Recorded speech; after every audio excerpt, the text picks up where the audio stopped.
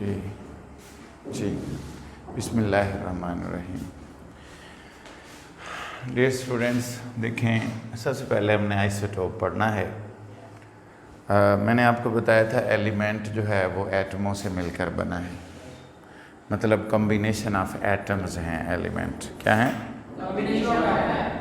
वो कह रहे एक ही एलिमेंट के अंदर कुछ ऐसे एटम हैं, एक ही एलिमेंट में कुछ ऐसे एटम हैं जिनका एटॉमिक नंबर एक जैसा है, मास नंबर डिफरेंट है। एटॉमिक नंबर क्या होता है? Number of protons. क्या? एटॉमिक नंबर, या उसको हम चार्ज नंबर भी कहते हैं। ठीक है। जो मास नंबर है उसको हम एटॉमिक मास भी कहते हैं। क्या कहते हैं? मास नंबर में दो चीज़ें हैं। एटॉमिक नंबर में क्या बोला मैंने? बोलो। प्रोटॉन, यानी एटॉमिक नंबर जो है उसमें मैंने आपको प्रोटॉन का बताया है, और जो मास नंबर है उसमें मैंने आपको बताया है प्रोटॉन प्लस न्यूट्रॉन, यानी दोनों की क्यूमुलेटिव तादाद, दोनों की इकट्ठी तादाद, किसकी? प्रोटॉन की और न्यूट्रॉन की, उसको हम मास नंबर कहते हैं। क्या कहते हैं? जब भी किसी एलिमेंट को आप लिखेंगे, याद रख लें, फ़र्ज़ करो ये एक एक्स एक एलिमेंट है, इसका एटॉमिक नंबर नीचे लिखा जाता है, उसको हम Z से ज़ाहिर करते हैं, और मास नंबर ऊपर लिखा जाता है जिसको हम A से ज़ाहिर करते हैं। मेरी बात समझ में आ गई? अब नीचे वाला जो एटॉमिक नंबर है वो एटम्स का सेम होना चाहिए। क्या होना चाहिए? लेकिन मास नंबर डिफरेंट होना चाहिए। अब देखें, नीचे हाइड्रोजन की अगर आप बात करें तो सब के अंदर एक एक प्रोटॉन है, सब के अंदर, क्योंकि एटॉमिक नंबर एक जैसा है। एटॉमिक नंबर एक जैसा होने से मुराद है कि उन सब में एक जैसे प्रोटॉन हैं, सब में एक जैसे प्रोटॉन है। लेकिन अगर आप देखें तो ऊपर क्या है? Proton plus neutron. मैं आपको यहाँ ही से बात क्लियर करवा देता हूँ, आपको बिल्कुल समझ आ जाएगी। देखो ऊपर क्या है, बोलो। अगर आप देखें नीचे प्रोटॉन है, नीचे क्या है? ऊपर क्या है? Proton plus neutron. समझ आ गई? इधर देखो, अब एक प्रोटॉन है, इसका मतलब एक तो ये आ गया, तो इधर टोटल तो एक है, इसका मतलब ये जीरो है, इसके अंदर कोई न्यूट्रॉन नहीं है। अगर आप इधर देखें तो इधर एक प्रोटॉन है और एक न्यूट्रॉन है, इसके अंदर एक प्रोटॉन है और दो न्यूट्रॉन है। ये बात यहाँ पर हमें समझ आ गई। इसका नाम है प्रोटियम, नाम भी रखा है। इसका नाम है ड्यूटीरियम, और इसका नाम है ट्रीटियम, जिसके अंदर एक प्रोटॉन और दो न्यूट्रॉन है। इसका मतलब ये हुआ, हमें ये बात समझ आ गई कि सब आइसोटोप के अंदर प्रोटॉन एक जैसे हैं, न्यूट्रॉन डिफरेंट है। ये बात पूछी जाती है एमसीक्यूज में कि isotopes differ from each other due to the number of neutrons. Isotope एक दूसरे से डिफरेंट होते हैं न्यूट्रॉन की वजह से। प्रोटॉन सब में सेम होते हैं, एटॉमिक नंबर सब में सेम होता है, मास नंबर डिफरेंट होता है। क्या होता है? मास नंबर डिफरेंट होता है, और मास नंबर डिफर करता है due to neutrons in case of isotopes, in case of.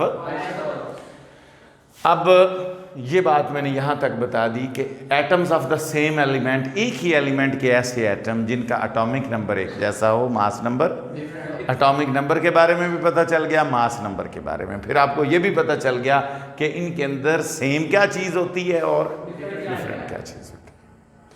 फिर मैंने आगे आपको एक बात लिखी है, ये भी एमसीक्यूज़ के हवाले से याद रखना है। ब्लू कलर में जो लाइन लिखी है कि ये जो आइसोटोपी का फिनोमिना है, जिसमें हम आइसोटोप को डिस्कस करते हैं, ये सोडे ने डिस्कवर किया। सोडे एक साइंटिस्ट है। दिस वाज डिस्कवर्ड बाय सोडे। जी बोलो बोलो। कौन सा आइसोटोप है? बस सोडे ने किया, बस और किसी ने नहीं, वर्किंग तो और लोगों की भी होगी ना।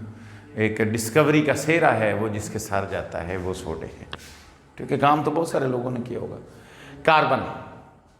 कार्बन के 3 आइसोटोप हैं। एक है कार्बन 12, ये मास लिखी है, मास ऊपर वाला, क्योंकि मास ही डिफरेंट है, बाकी तो सारी चीज़ें सेम है। कार्बन 12, कार्बन 13 और कार्बन, ये बात एमसीक्यूज़ के हवाले से याद रखनी है कि कार्बन के 3 आइसोटोप हैं। इसी तरह ऑक्सीजन के भी 3 हैं, 15, 16 और 17, यस, ठीक है। एनी हाउ आगे निकल के 5, कैल्शियम के 6, इनकी बस तादाद याद करनी है कि कितने आइसोटोप हैं, एमसीक्यूज के हवाले से आ जाता है। कैडमियम के 9 हैं और टिन के 11 हैं, और इसके भी इसके आई थिंक इसके भी 6 हैं या 5 हैं, 6 हैं, यस जी।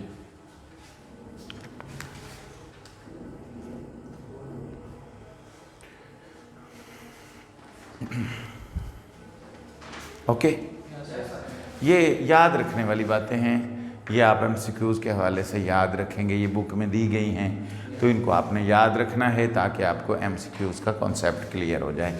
अच्छा, आगे जो अगला जो पॉइंट है, रिलेटिव अबंडेंस ऑफ आइसोटोप्स, इसके बारे में सबसे पहले मैं आपको यहाँ डेफिनेशन लिखवाऊँगा। रिलेटिव अबंडेंस ऑफ आइसोटोप्स होता क्या है? मसलन फ़र्ज़ करें ये 3 आइसोटोप हैं, इनमें से एक की परसेंटेज कुछ होगी दुनिया में पाए जाने की, दूसरे की कुछ होगी, तीसरे की कुछ होगी, तो इन तीनों की परसेंटेज एक दूसरे के लिहाज से डिफरेंट होगी। तो उस दुनिया में पाए जाने की जो परसेंटेज है उसको हम रिलेटिव अबंडेंस कहते हैं। मसलन मैं आपको समझा देता हूँ, गन्ना है, गन्ने की मुख्तलिफ़ टाइप्स हैं, मुख्तलिफ़ काइंड्स हैं गन्ने की। कोई एक 54 होता था, एक टैटरून होता था, एक इंडिया होता था, एक 54 होता था, ठीक है 54। अभी मेरे ख्याल में एक 62 है, एक 62 भी है एक। तो इस तरह की मुख्तलिफ़ वैरायटी है गन्ने में, गंदम में भी इसी तरह मुख्तलिफ़ वैरायटी है। लेकिन उनमें से कुछ ऐसी वैरायटी होती है जो ख़ास इलाके में ज़्यादा पाई जाती है। आप कहते हैं इसकी परसेंटेज ज़्यादा है, ये ज़्यादा आ रहा है, ये कम है। बिल्कुल इसी तरह आइसोटोप क्या हैं? मुख्तलिफ़ हैं, और उनकी परसेंटेज क्या है? मुख्तलिफ है। उनकी परसेंटेज बोलो, मुख्तलिफ है, कुछ की ज़्यादा कुछ की कम। तो परसेंटेज जो है, रिलेटिव जो परसेंटेज एक दूसरे के लिहाज से जो उसका वजूद है, एग्जिस्टेंस जो है, उसको हम रिलेटिव अबंडेंस कहते हैं। तो इसको आप कैसे डिफाइन करेंगे? इसको आप वैसे डेफिनेशन उसने नहीं लिखी बुक में, लेकिन आप लिख लें, the existence of N isotope, the percentage existence of an isotope, the percentage existence of an isotope, the percentage existence of an isotope with respect to the other isotopes, with respect to the other isotopes is called relative abundance of isotope. समझ आ गई बात की? एक isotope दूसरे के लिहाज से कितनी परसेंटेज में पाया जा रहा है, एक आइसोटोप दूसरे के लिहाज से कितनी परसेंटेज में पाया जा रहा है, कितनी परसेंटेज में पाया जा रहा है, उसको हम रिलेटिव अबंडेंस कहते हैं। अब वो ये कह रहा है, जरा समझ लें, वो कह रहा है कुदरती तौर पर ऑब्जर्व किया है 280 आइसोटोप्स हैं, कुदरती तौर पे नेचुरली अकरिंग आइसोटोप कितने हैं? 280। उनमें से उन 280 में से 40 रेडियो एक्टिव हैं। उन 280 में से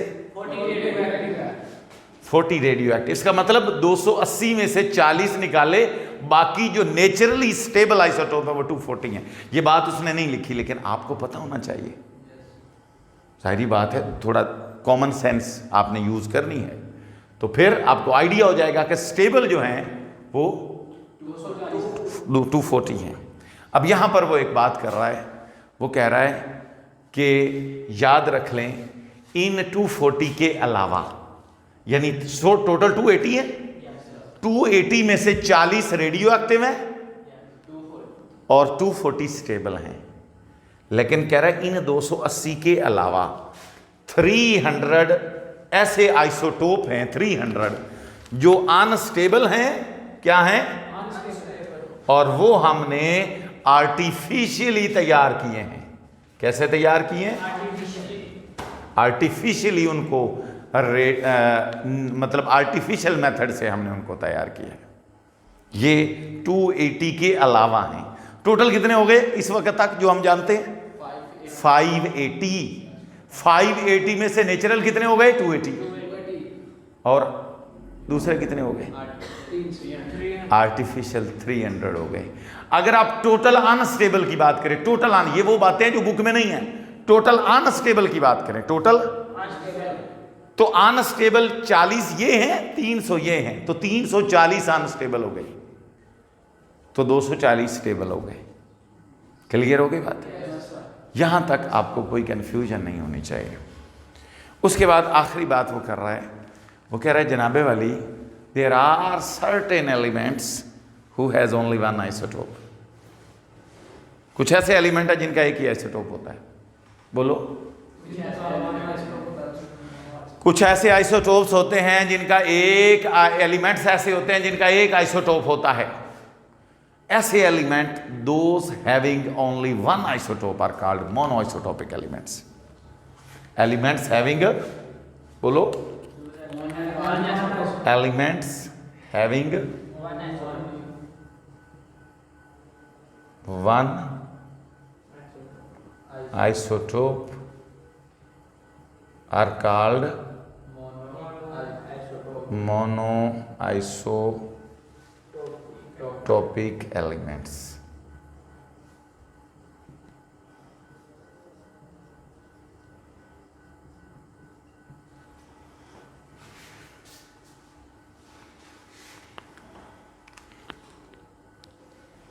ओके होगी बात? आगे चलिए जी। वो कह रहे हैं हमने ये बात ऑब्जर्व की है, ये दो बातें हैं जो आपके लिए बड़ी समझने के हवाले से बड़ी इंपॉर्टेंट है। वो कह रहे हैं हमने ये बात ऑब्जर्व की है, हमने ये बात कि कुछ ऐसे एलिमेंट्स हैं जिनका एटॉमिक नंबर इवन है। क्या है? उनके बहुत ज़्यादा आइसोटोप्स होते हैं, very large number of isotopes, बड़ी तादाद में होते हैं। मतलब देखो 12, 15, 10, 8, 4, 5, 6, 16, 11 तक तो आप पढ़ चुके हैं। मेरी बात फॉलो कर रहे हैं? यहाँ पर एक और बात भी लिख सकते हैं आप, वो भी एमसीक्यूज के वाले से वैसे एक्सरसाइज में है, सिल्वर। क्या? सिल्वर। इसके 16 आइसोटोप होते हैं, 16।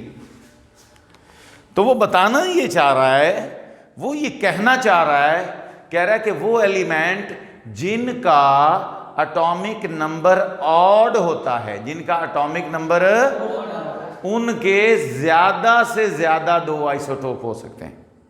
उनके ज्यादा ज्यादा 2 से ज्यादा नहीं हो सकते। लेकिन जिनका एटॉमिक नंबर इवन होता है, मास नंबर इवन होता है, they have very large number of isotopes. ये बात क्लियर हो गई कि जिनका एटॉमिक नंबर ऑड होता है उनके 2 से ज्यादा आइसोटोप नहीं हो सकते, और जिनका एटॉमिक नंबर इवन होता है उनके isotope, large number of isotope हो सकते हैं। मसलन देखें, elements having odd atomic number है मैक्सिमम 2 स्टेबल आइसोटोप्स। आपकी बात क्लियर होगी? लेकिन जिनका एटॉमिक नंबर इवन है, जुफ्त है, 2 पे तकसीम होता है, उनके आइसोटोप बहुत बड़ी तादाद में होते हैं। वो कह रहा है, मिसाल में देता हूं, कह रहा है ये एलिमेंट आपको नजर आ रहे हैं?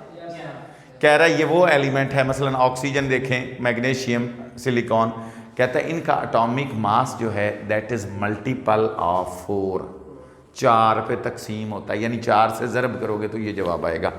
4 चौके 16, 6 4 बार 24, 7 4 बार 28, 10 4 बार 40, ये 56 है, 54 नहीं है, 56 है। 14, 14 को 4 से ज़रब दे, 14 4 जार 56। क्लियर? तो ये हमारे पास 5 एलिमेंट्स हैं। कह रहे दे हैव, ये इवन है, एटॉमिक मास इवन है, इवन ही है ना, बोलो। इवन भी है, लेकिन इवन में से एक अलग कैटेगरी है। इवन है, लेकिन इवन में से एक पर्टिकुलर कैटेगरी है कि इवन होने के बाद ये मल्टीपल ऑफ 4 का मास रखते हैं, मल्टीपल ऑफ 4 का मास रखते हैं। 5 एलिमेंट कहता है इतने ज्यादा अबंडेंट हैं कि जमीन का 50% जो आउटर पोर्शन है, earth crust outer portion of earth, in 5 element से जमीन का 50% हिस्सा इनसे बना है। ये 5 elements, oxygen, magnesium, silicon, calcium, iron. समझ आ गई बात की? कोई कंफ्यूजन है तो पूछ लो। ये बात 5 में से बना है? ये बस नहीं, 50% इनसे बना है, बाकी भी हैं। अंदाजा कहने की देखो 5 से 50%, बाकी कितने एलिमेंट हैं उनकी परसेंटेज फिर कहाँ गई? इसका मतलब हैं तो सही वो भी, लेकिन ये मेजर है। अब वो ये कह रहा है, आखिरी बात ये है, कह रहा है कि हमने ये कैलकुलेशन की है कि जो टोटल 280 नेचुरल आइसोटोप थे उनमें से 154 वो हैं जिनका एटॉमिक मास इवन है, जिनका एटॉमिक मास इवन है। क्लियर? यानी कि ये वो हैं out of 280 natural stable isotope जो हैं जिनका हैविंग इवन मास, एटॉमिक मास या मास नंबर, एक ही बात है। हाँ जी, कोई स्टूडेंट किसी को कोई कन्फ्यूजन है तो आप पूछ सकते हैं। ओके होगी बात?